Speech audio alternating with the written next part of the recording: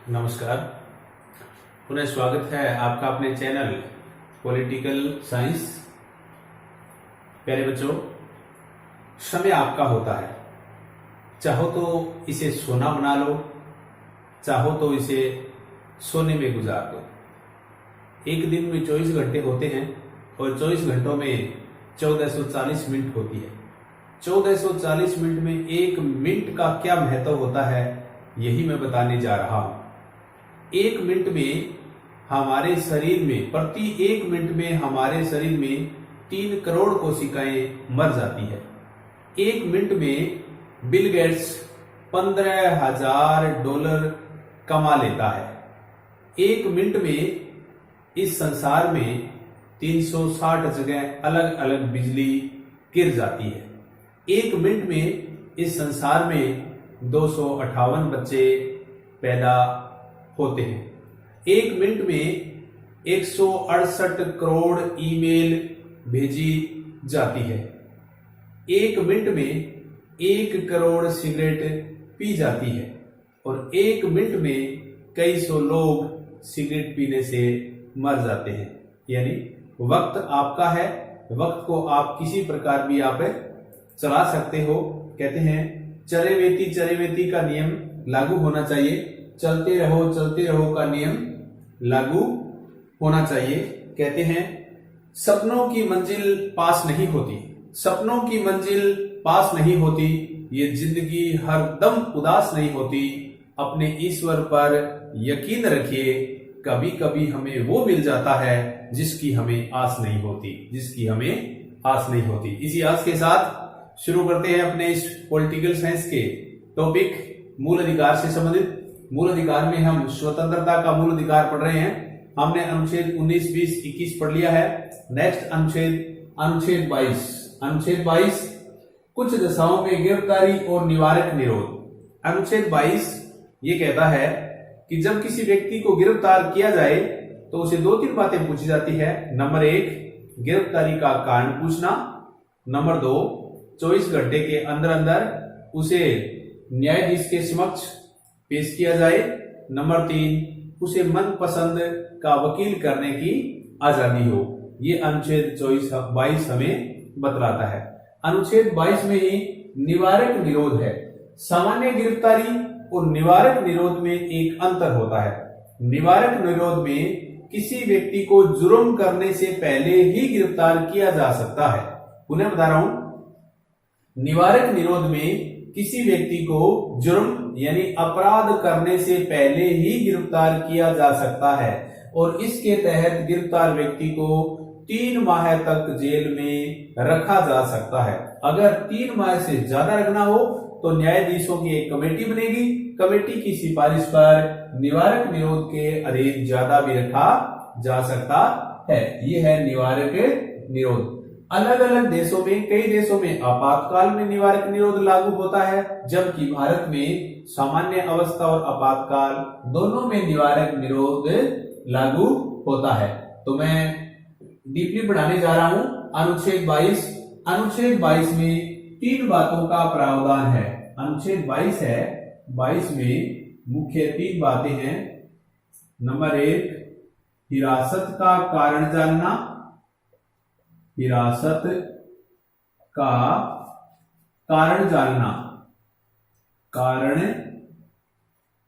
जानना। नंबर 2, 22(2), 24 घंटे के अंदर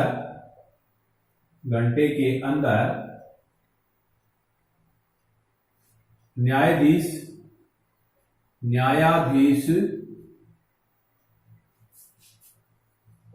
के समक्ष पेशी यानी पेश किया जाए।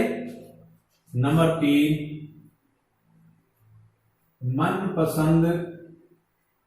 मनपसंद का वकील करने की छूट। मनपसंद का वकील करने की छूट। जैसे कि आपको पहले बताया अनुच्छेद 22 में 3 चीजों का प्रावधान है।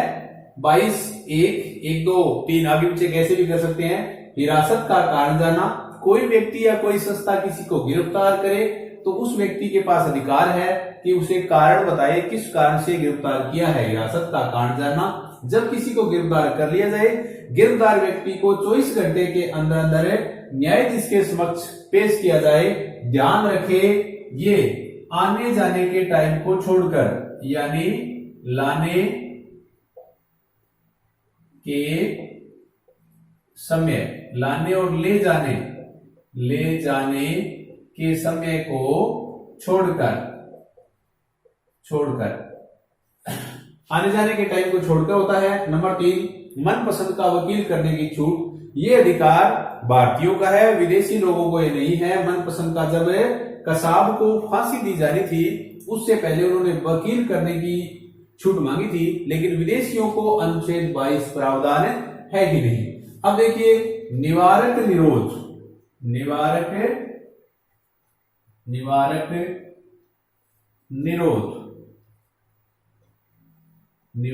निरोध, इसमें क्या है?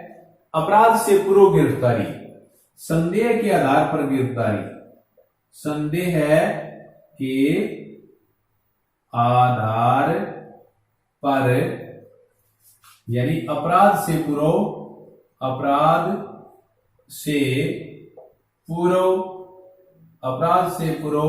गिरफ्तार। अवधि क्या है इसकी? कब तक रख सकते हैं? एक बार में 3 माह है। एक बार में 3 माह है। 3 महीने तक गिरफ्तार किया जा सकता है। जो AK गोपालन केस था वो इसी से संबंधित था। आपको पिछले टॉपिक में बताया AK गोपालन वाद था, वो इसी से संबंधित था। ये है निवारक निरोध। अब इसके कुछ अधिनियम है, इसके कुछ अनुच्छेद 22 में कुछ अलग अलग अधिनियम है, उनके बारे में मैं बताने जा रहा हूं। अनुच्छेद 22 में निवारक निरोध है। निवारक निरोध के में संसद ने समय समय पर कानून बनाए। वो कौन कौन से अधिनियम कानून बनाए, उनके बारे में मैं चर्चा करने जा रहा हूं।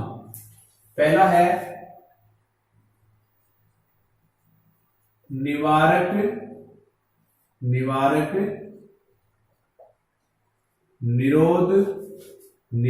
निरोध अधिनियम।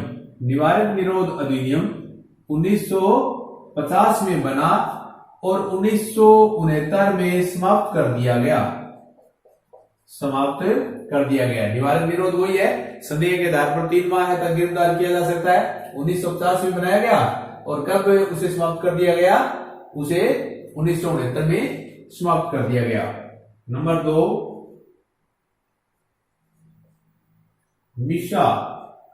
मिशा यानी मेंटेनेंस ऑफ इंटरनल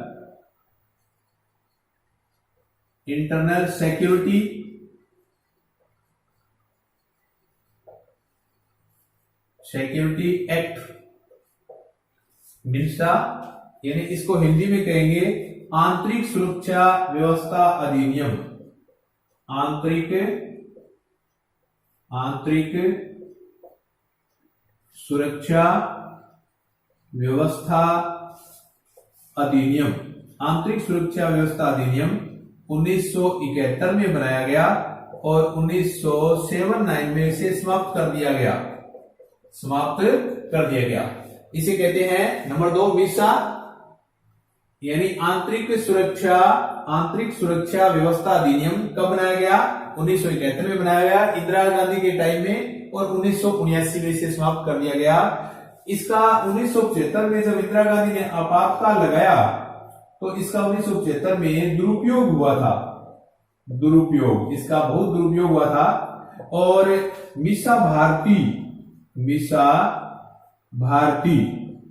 भारती जो लालू प्रसाद की बेटी है, लालू की पुत्री का नाम इसी कानून के आधार पर रखा गया, उसका जन्म उस टाइम हुआ, इसलिए इसके नाम पर वीसा भारती रख गया। दूसरा है वीसा आंतरिक सुरक्षा व्यवस्था अधिनियम 1971 में बनाया गया और कब समाप्त कर दिया गया? 1979 में समाप्त कर दिया गया। नंबर 3 कोफेपोसा।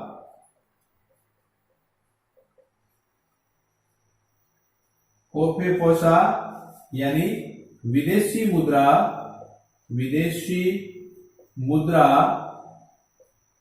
संरक्षण, विदेशी मुद्रा संरक्षण अधिनियम जो 1974 में बना, जो अभी चल रहा है। विदेशी मुद्रा कोफेपोसा कहते हैं उसे। विदेशी मुद्राओं का संरक्षण से संबंधित अधिनियम कब बना? 1974 में बना। और चौथा है, बड़ा महत्वपूर्ण है, राष्ट्रीय सुरक्षा अधिनियम। राष्ट्रीय सुरक्षा कानून, राष्ट्रीय सुरक्षा कानून, इसे रासुका कहते हैं, इसे रासुका कहा जाता है। 1980 एनएसए कहते हैं, national security act, national security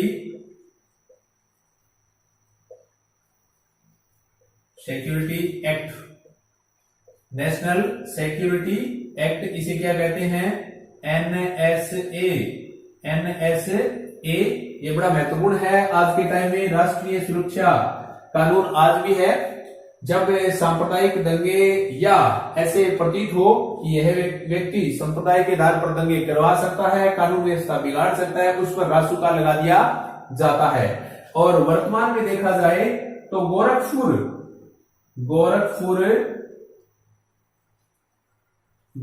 जो यूपी में है, डॉक्टर कपिल खान इसका ताजा उदाहरण है। डॉक्टर कपिल खान को अभी अभी रासुका के तहत गिरफ्तार किया गया था। तो राष्ट्रीय सुरक्षा कानून रासुका 1980 में बना, जो सांप्रदायिक दंगों से संबंधित है। ये हो कि इसके आधार पर सांप्रदायिक दंगे हो सकते हैं, उसे गिरफ्तार किया जा सकता है। रासुका 1980 में बना और इसे एनएसए यानी नेशनल सिक्योरिटी एक्ट भी कहते हैं। ये है रासुका। और रासुका के तहत वर्तमान में उत्तर प्रदेश सरकार ने अभी तक एक साल में 150 व्यक्तियों को गिरफ्तार किया है। उत्तर प्रदेश सरकार ने एक साल में 150 व्यक्तियों को रासुका के तहत गिरफ्तार किया है। यह है एनएसए, जिसे रासुका कहते हैं। नेक्स्ट है Tada. Tada TADA। Tada terrorist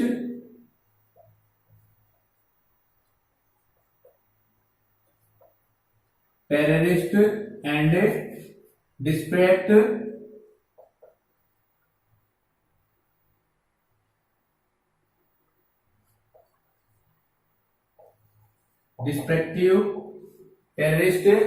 destructive activities, ACTIVITIES। Tada है टेररिस्ट एंड डिस्ट्रक्टिव, RUP है यहां पर, RUP। ये आतंकवाद और विध्वंसकारी गतिविधि कानून, ये है हिंदी में आतंककारी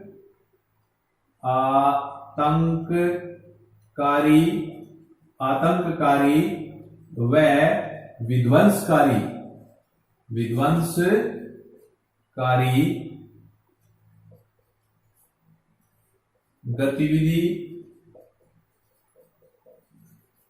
गतिविधि अधिनियम। आतंककारी और विध्वंसकारी गतिविधि अधिनियम कब बनाया? राजीव गांधी के टाइम में 1985 में बनाया गया और 1995 में इसे समाप्त कर दिया गया। टाडा कानून कब बना? आतंककारी और विध्वंसकारी गतिविधि अधिनियम 1985 में बना और कब समाप्त कर दिया गया? 1995 में समाप्त कर दिया गया। संजय दत्त को 1993 के मामले में जेल हुई, 1993 के इसी केस में जेल हुई, इसी केस में जेल। संजय दत्त को 1993 जो मुंबई ब्लास्ट था उसके आधार पर जो जेल हुई थी वो इसके आधार पर ही हुई थी। और आगे नेक्स्ट है पोटा, POTA। नेक्स्ट कानून कौन सा है? Prevention of terrorist act. Next है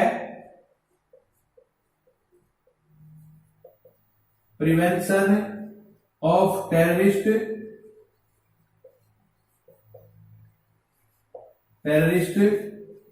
act, prevention of terrorist act. ये कब बनाया गया? ये 2002 में बनाया गया, अटल बिहारी वाजपेयी के टाइम में बनाया गया था पोटा, और 2004 में इसे समाप्त कर दिया गया। 2004 में इसे पोटा को समाप्त कर दिया गया, 2004 में इसे समाप्त कर दिया गया।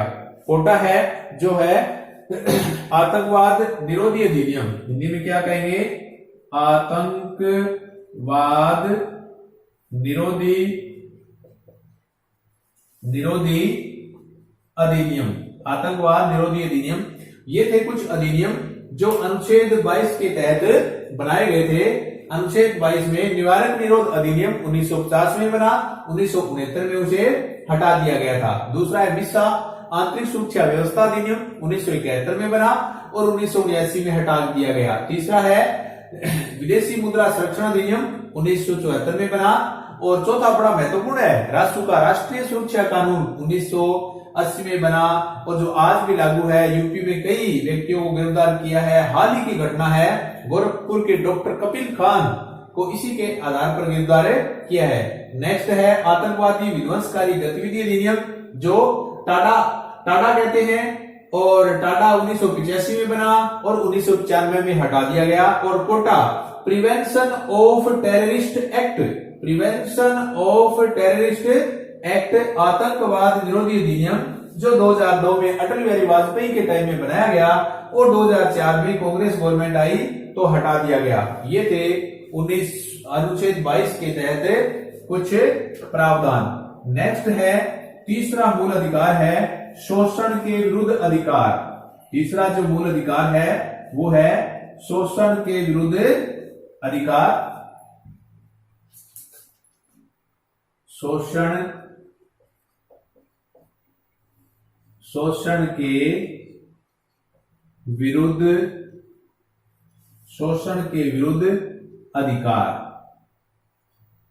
शोषण के विरुद्ध अधिकार। और अनुच्छेद कहां से कहां तक है? अनुच्छेद 23 व 24, अनुच्छेद 23 व 24 शोषण के विरुद्ध अधिकार है, ये मूल अधिकार है। अनुच्छेद 23 इसमें क्या दिया गया है कि मानव व्यापार पर प्रतिबंध, यानी मनुष्य के शोषण आदि पर बलात् श्रम का प्रतिषेध। क्या है? बलात् श्रम का प्रतिषेध, बलात् श्रम का प्रतिषेध। अनुच्छेद 23 कहता है कि मनुष्य को कोई जबरदस्ती काम नहीं करवाया जा सकता। इसमें दास प्रथा भी आती है। दास प्रथा हटाने से संबंधित है। ये बंधुआ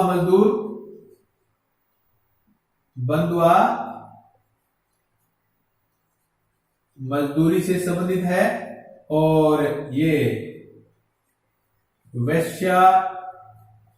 वेश्यावृत्ति हटाने से संबंधित है, और बाल मजदूरी से हटाने से भी संबंधित है। यानी किसी व्यक्ति को कोई काम करने के लिए बाध्य नहीं किया जा सकता। ठीक है। और देवदासी प्रथा, देवदासी प्रथा ये इसी से संबंधित है। बंधुआ मजदूरी निवारण अधिनियम 1976 इसी के तहत बनाया गया है। बंधुआ मजदूरी प्रणाली उन्मूलन अधिनियम क्या है? बंधुआ मजदूरी प्रणाली प्रणाली उन्मूलन अधिनियम, उन्मूलन अधिनियम, उन्मूलन अधिनियम कब बना? 1976। इसी कानून के तहत बनाया गया है। तो अनुच्छेद 23 बाल श्रम का प्रतिबंध और अनुच्छेद 24, अनुच्छेद 24 बाल श्रम, बाल श्रम प्रतिबंध, बाल श्रम प्रतिबंध से संबंधित है। इसमें यह है 14 वर्ष तक के बच्चों को किसी खतरनाक काम में नहीं लगाया जा सकता है। इसमें प्रावधान किया गया है कि 14 वर्ष तक के बच्चे हैं उसको कोई भी खतरनाक काम आदि में नहीं लगाया जा सकेगा। और बच्चों के कुछ अधिकार के लिए बाल अधिकार संरक्षण कानून बनाया गया है। राष्ट्रीय बाल अधिकार संरक्षण आयोग क्या बनाया गया है? राष्ट्रीय बाल अधिकार संरक्षण आयोग,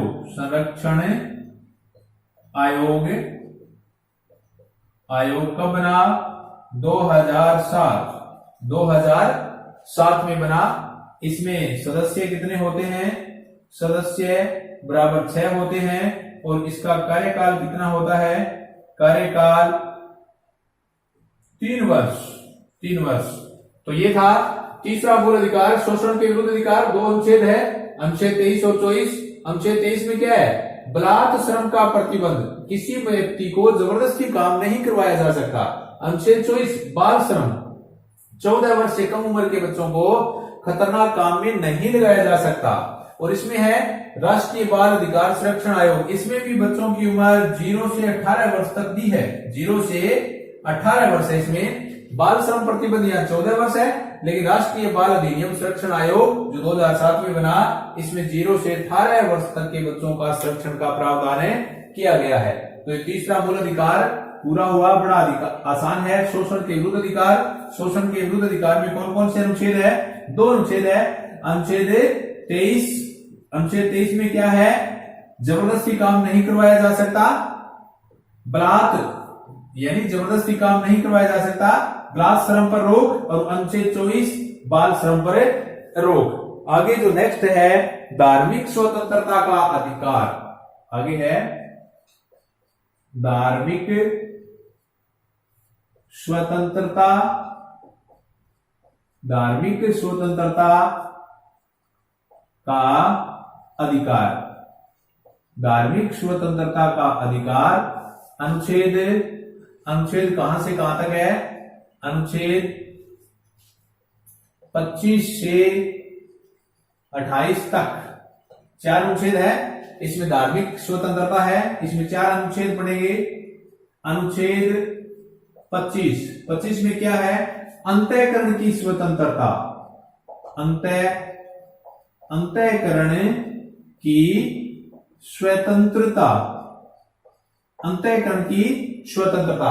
अंतःकरण वो आता है कोई धर्म मना सकते हैं, किसी धर्म को परिवर्तन कर सकते हैं, किसी धर्म को छोड़ सकते हैं। ये अंतःकरण की स्वतंत्रता, जो मन में आए वो धर्म अपना सकते हैं। अच्छा, इसके अंतर्गत सिख, जैन, बौद्ध जो ये सारे हैं, ये हिंदू धर्म में साथ में आएंगे। हिंदू धर्म के साथ। और जो सिख धर्म में जो 5 बातें हैं, 5 जो जैसे कृपाण कंगा आदि जो 5 बातें दी गई है, उसका प्रावधान भी अनुच्छेद 25 में है। अनुच्छेद 25 कहता है अंतःकरण की स्वतंत्रता, कोई भी धर्म अपना सकते हैं, कोई भी धर्म छोड़ सकते हैं, लेकिन 3 आधार पर अनुच्छेद 25 को रोका जा सकता है। सदाचार, स्वास्थ्य और लोक व्यवस्था। इस पर प्रतिबंध लगाया जा सकता है। प्रतिबंध कब कब? लोक व्यवस्था, नंबर 2 स्वास्थ्य और नंबर 3 है सदाचार। मैं ये बताने जा रहा हूं अनुच्छेद 25 में अंतःकरण की स्वतंत्रता है, अपने मन की आत्मा की स्वतंत्रता है। अपने आत्मा की स्वतंत्रता पर भी प्रतिबंध लगाया जा सकता है। कब लगाया जा सकता है? लोक व्यवस्था के कारण, लॉ एंड ऑर्डर, जैसे बकरीद पर गोवध निषेध, बकरीद पर गोवध निषेध, यानी लॉ एंड ऑर्डर, लोक व्यवस्था बनाए रखने के लिए, स्वास्थ्य बनाए रखने के लिए और सदाचार बनाए रखने के लिए। अनुच्छेद 25 में है कि मानव खोपड़ी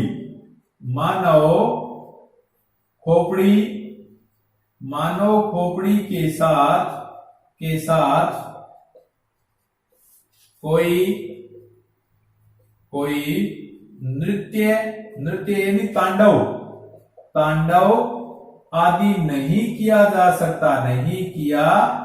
जा सकता। इसी के अंतर्गत ये प्रावधान है कि मानव खोपड़ी का उपयोग कोई ऐसे नृत्य या तांडव आदि के रूप में नहीं, खेल के रूप में नहीं किया जा सकता है। ये अनुच्छेद 25 क्या है? अंतःकरण की स्वतंत्रता। कोई धर्म मान सकते हैं, किसी धर्म को छोड़ सकते हैं।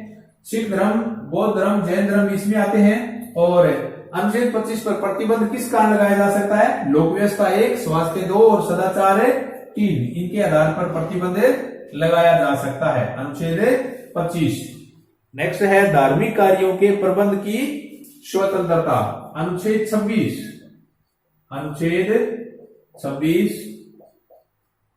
धार्मिक कार्यों के प्रबंध की स्वतंत्रता। धार्मिक कार्यों के, कोई भी धार्मिक कार्य करे, उसका प्रबंध करे, मैनेजमेंट करे, प्रबंध करे, उसकी भी छूट अनुच्छेद 26 में दी गई है। धार्मिक कार्यों के प्रबंध की स्वतंत्रता अनुच्छेद 26 में दी गई है। कोई भी धार्मिक कार्य करे, उसका प्रबंध करे, उसकी छूट का प्रावधान इसमें है। धर्म अभिवृद्धि हेतु कर मुक्ति। अनुच्छेद 27 क्या है? धर्म अभिवृद्धि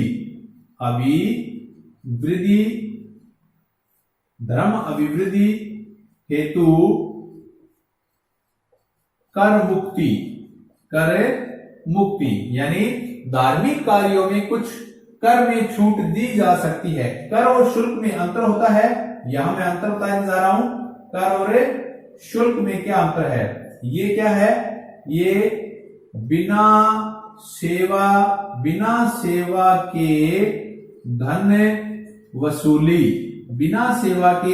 धन वसूली है जो कर होता है। शुल्क क्या होता है? सेवा के बदले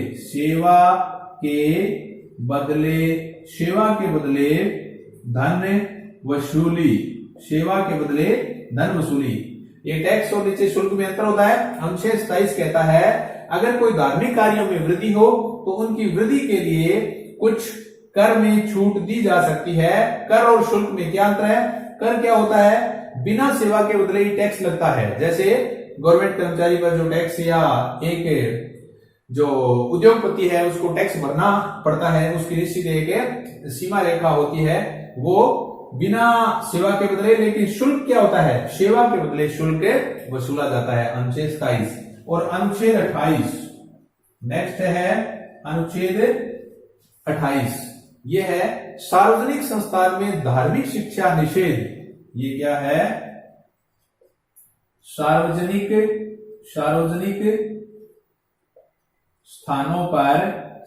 स्थानों पर धार्मिक शिक्षा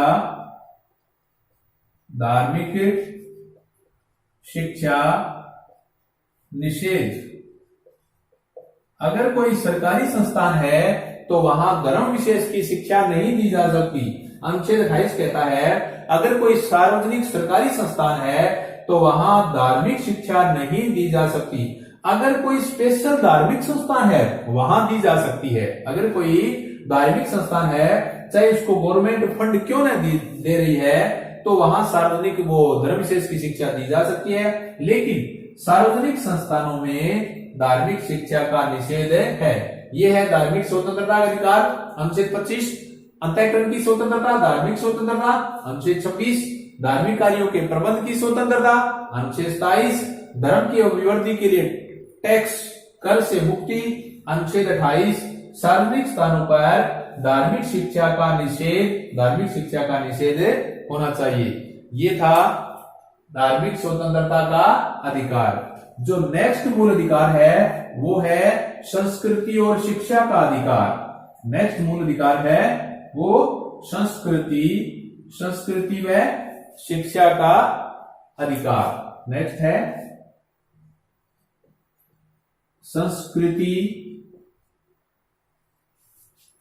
संस्कृति व शिक्षा का अधिकार। संस्कृति और शिक्षा का अधिकार। और ये अनुच्छेद कहां से कहां तक है? ये अनुच्छेद है 29 व 30। दो अनुच्छेद है, अनुच्छेद 29 और 30, संस्कृति और शिक्षा का अधिकार। इसमें क्या क्या दिया गया है? अनुच्छेद 29 1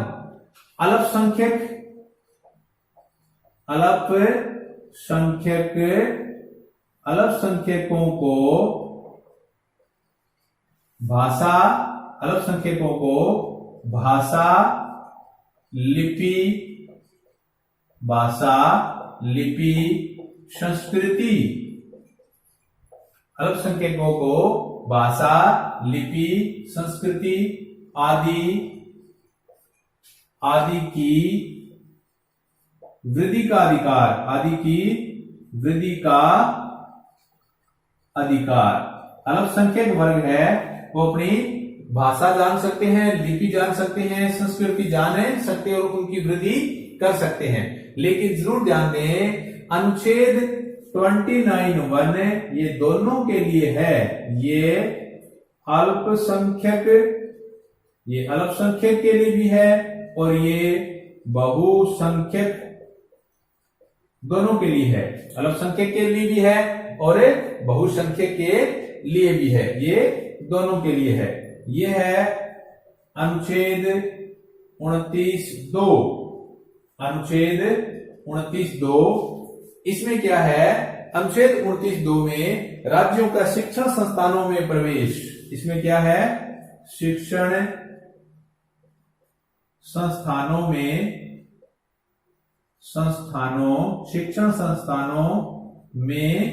प्रवेश। अच्छा, इस प्रवेश में क्या है? राज्य किसी प्रकार का भेदभाव नहीं करेगा। अनुच्छेद 29(1) में है अल्पसंख्यक अपनी भाषा जान सकते हैं, लिपि जान सकते हैं, संस्कृति जान सकते हैं। अल्पसंख्यक और बहुसंख्यक दोनों के लिए है। लेकिन 29(2) शिक्षण संस्थानों में प्रवेश में राज्य किसी प्रकार का भेदभाव नहीं करेगा। धर्म, जाति, लिंग के आधार पर कोई भेदभाव नहीं करेगा। अनुच्छेद 30 अल्पसंख्यक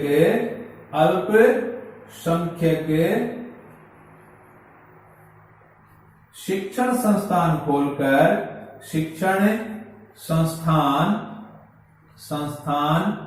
खोलकर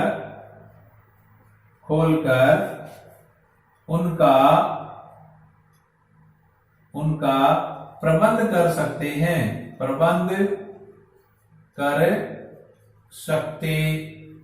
यहां ध्यान दीजिए, ये स्पेशल अल्पसंख्यकों के लिए है, ये बहुसंख्यकों के लिए नहीं है। अनुच्छेद 30 क्या कहता है? अल्पसंख्यक शिक्षण संस्थान खोल सकते हैं और उसका प्रबंध कर सकते हैं। कोई शिक्षण संस्थान खोल सकते हैं और उनका प्रबंध कर सकते हैं। अनुच्छेद 30 किसके लिए है? ये अल्पसंख्यकों के लिए। लेकिन नोट के रूप में ध्यान दें, संविधान में कहीं भी अल्पसंख्यक शब्द का प्रयोग नहीं किया गया है। संविधान में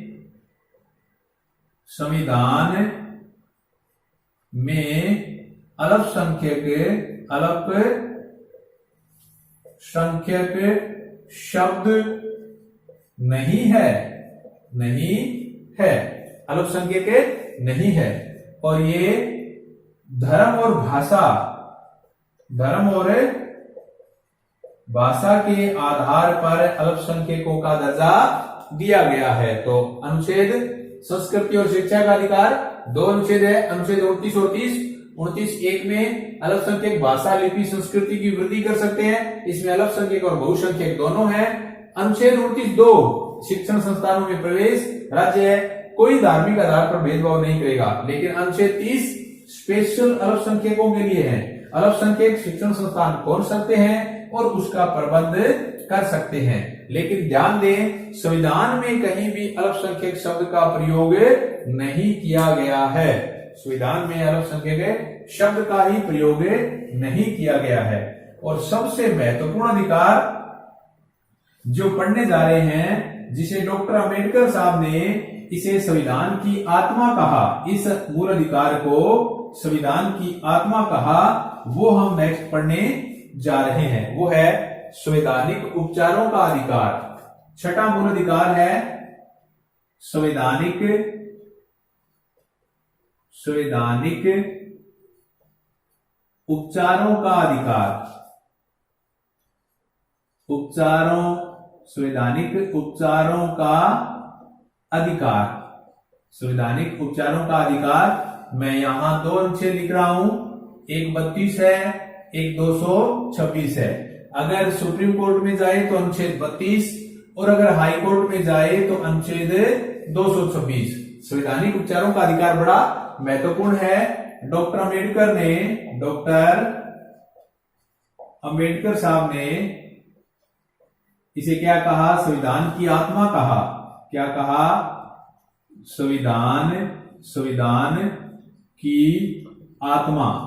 इस मूल अधिकार को डॉक्टर अंबेडकर साहब ने संविधान की आत्मा कहा। संवैधानिक उपचारों का अधिकार सुप्रीम कोर्ट में जाए तो 232 के तहत और हाई कोर्ट में जाए तो अनुच्छेद 226 के तहत। अनुच्छेद 13(2) पढ़ा हमने। 13(2) पढ़ा कि अगर विधि का कहीं उल्लंघन हो रहा है, संविधान की आत्मा का उल्लंघन हो रहा है, संसद ने कोई ऐसा कानून बना दिया जो संविधान को ठेस पहुंचा रहा है, तो इसे न्यायिक पुनरावलोकन हो सकता है। न्यायिक पुनरावलोकन हो सकता है।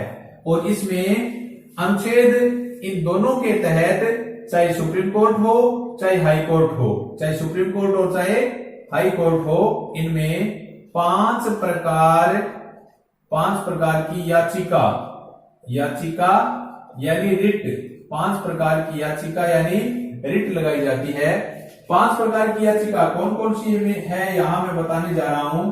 पहली है बंदी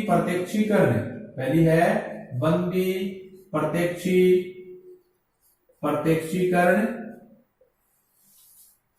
habeas corpus, HEABUSCORPUS, habeas corpus. दूसरी है परमादेश यानी मंडावश। दूसरी मंडावश। तीसरी है प्रतिषेध, प्रोहिबिशन।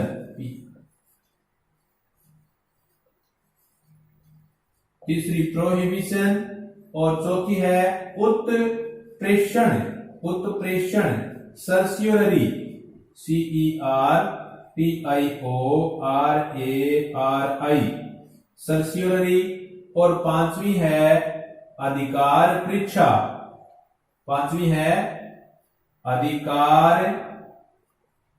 परीक्षा। अधिकार परीक्षा क्यों वारंटो।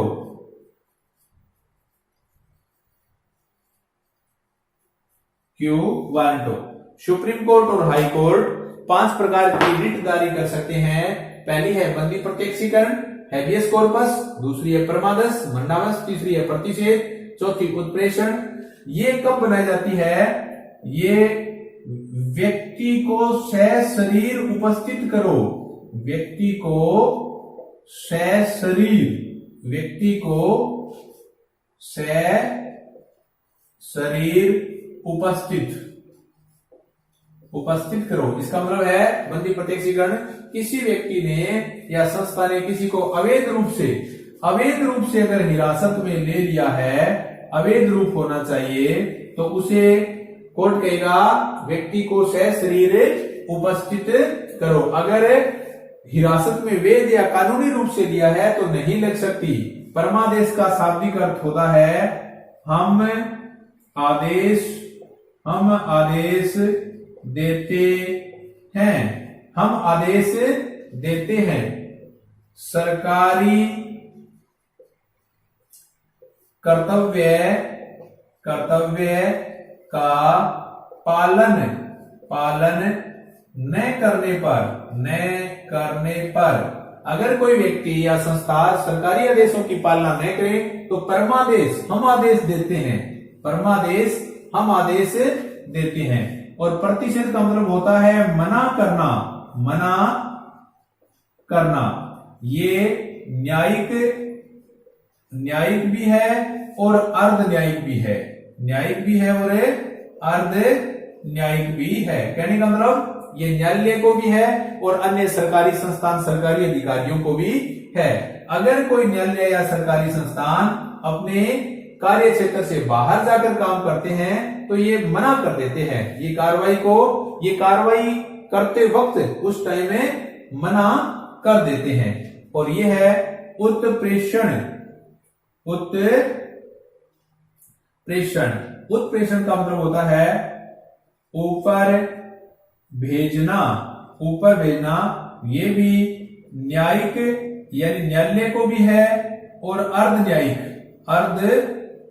न्यायिक यानी न्यायालय को भी है, सरकारी कर्मचारियों को भी है और कोर्ट को भी है, दोनों के लिए है। अगर कोई मामला उनके अधिकार क्षेत्र से बाहर है तो ये मामला ऊपर अपने पास मंगवा दिया जाता है। प्रतिषेध सुनवाई के वक्त जारी किया जाता है, ये ध्यान दीजिए, प्रतिषेध सुनवाई के वक्त जारी किया जाता है, लेकिन उत्प्रेषण सुनवाई के बाद भी भूल सुधार हेतु किया जाता है और छोटे न्यायालय से बड़े न्यायालय में मामला मंगवा लिया जाता है कि यह केस निम्न न्यायालय से उच्च न्यायालय में भेज दीजिए। अधिकार परीक्षा अवैध रूप से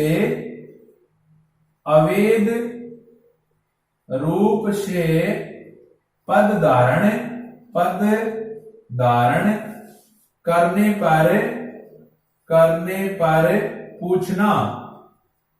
अगर कोई व्यक्ति ने गैर कानूनी रूप से कोई अवैध पद धारण कर लिया है तो कोर्ट उसे अधिकार परीक्षा पूछेगा कि आपने किस अधिकार के तहत इस पद को धारण किया है। ये है 5 प्रकार की रिट।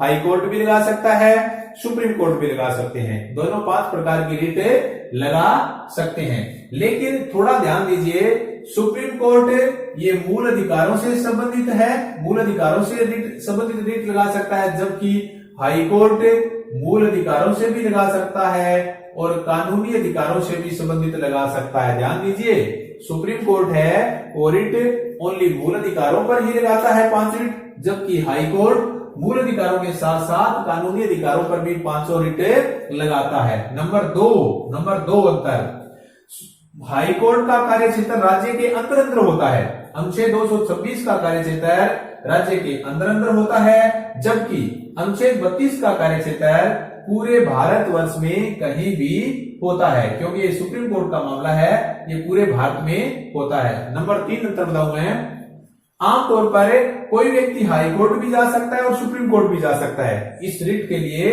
हाई कोर्ट भी जा सकता है और सुप्रीम कोर्ट भी जा सकता है, लेकिन सामान्यतः सुप्रीम कोर्ट भी पहले हाई कोर्ट में जाने को कहता है, सुप्रीम कोर्ट भी इसे हाई कोर्ट में जाने के लिए कहता है। इनमें अंतर बताऊं, प्रतिषेध और उत्प्रेषण ये कार्रवाई को मना करता है, ये कार्रवाई को मना करता है, जबकि ये कार्रवाई को रद्द करता है। ये कार्रवाई के वक्त जारी किया जाता है और ये निर्णय के बाद में भी जारी किया जाता है कि मामला निम्न न्यायालय से ऊपरी न्यायालय में लाया जाए। तो ये 5 प्रकार की रिट है। डॉक्टर अम्बेडकर ने इसे संविधान की आत्मा कहा है और संवैधानिक उपचारों का अधिकार, डॉक्टर अम्बेडकर ने कहा कि अगर संविधान की रक्षा होती है तो संवैधानिक उपचारों के अधिकार के माध्यम से ही संविधान की रक्षा होती है। तो ये संविधान, उपचारों का अधिकार और मूल अधिकार, जो 6 मूल अधिकार है ये यहाँ कंप्लीट हुए। आपको फिर बता दूं, संपत्ति का मूल अधिकार हटा दिया गया है, वो अब एक कानूनी अधिकार 300 क में डाल दिया गया है, यानी 19F और अनुच्छेद 31 को हटा दिया गया है। तो प्यारे बच्चों, अवश्य ही ये टॉपिक आपको समझ में आया होगा। अगर टॉपिक समझ में आए तो टॉपिक को, इस वीडियो को आगे शेयर जरूर करें ताकि सभी को ये शिक्षा मिले। ज्यादा से ज्यादा कमेंट करें और सब्सक्राइब जरूर करें। जय हिंद, धन्यवाद।